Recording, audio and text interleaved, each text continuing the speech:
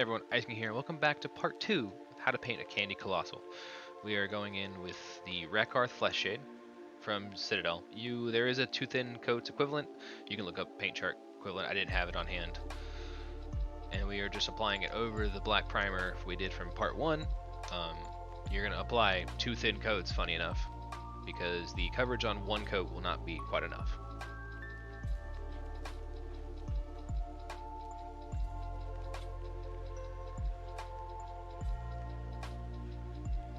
I had to pull this clip from stream because I did this one on stream and didn't record it with the camera. Reikland Fleshshade is next, applying it on the entire model. Go a little heavy. You want that brown warmth to tie in the cold gray with the red that we have on the armor and kind of bring it all together.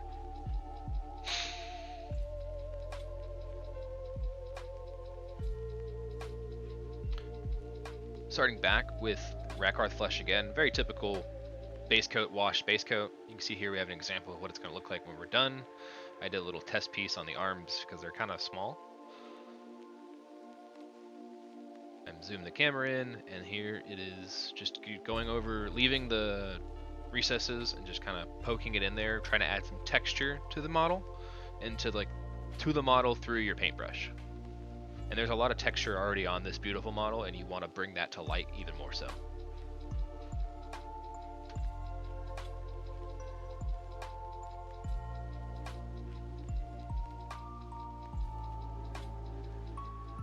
Kind of just poking out those little details and letting the model's details shine through. For the love of God, voice, please.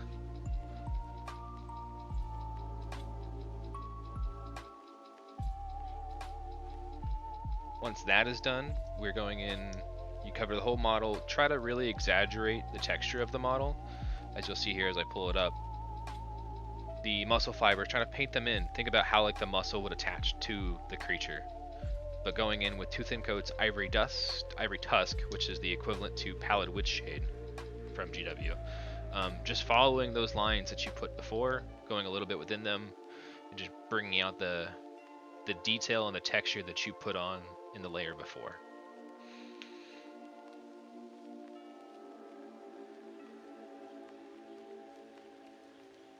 And here you can see me comparing the two. That's what it looks like when you're done, and that's what it looks like before, kind of just bringing the edges to light. Now you can see that's all done. We've brought the textures up. You see the model has a lot of vivid detail coming up, but we left the veins clear, and to paint the veins, we're going to be using Army Painter Speed Paint Murder Scene, thinning that with a 1:1 ratio of water, or a 1:2. Yeah, there it is. Just gently tracing over the veins to show that they're still the color of the skin, but the blood underneath is flowing, obviously.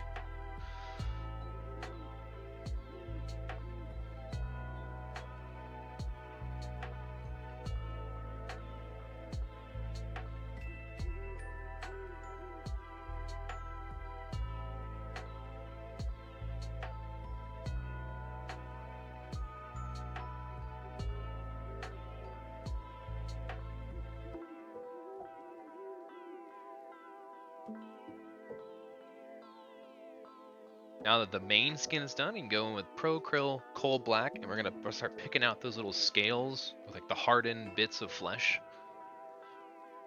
And this will just be the base coat, but just go through, pick out each little scale. And then here is when you start to see the skin really separate and add that detail and really bring it all to life.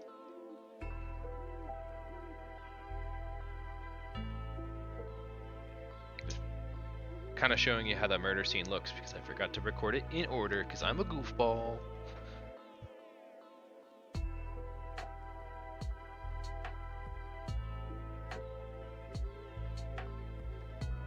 And bam! Now you can see it's got its little almost Dalmatian dots.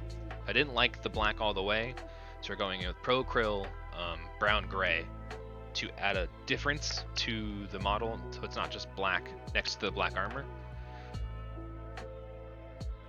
And you can see right there I blacked out some of the metal bits that we'll paint later. But yeah, Pro Krill Brown Gray It's like a dirty gray is the best way to explain it. And I really liked how that was different from the black, but not so different that it didn't just completely separate the model. We didn't do any edge highlighting here. I like the look of just the flat matte paint on it. That's up to you. You can obviously highlight one shade up and then there you go. But for me, I ended up not doing that, and now we can get into the part you've all been waiting for. Pausing because the video is going slow. Delicious, beautiful B-roll.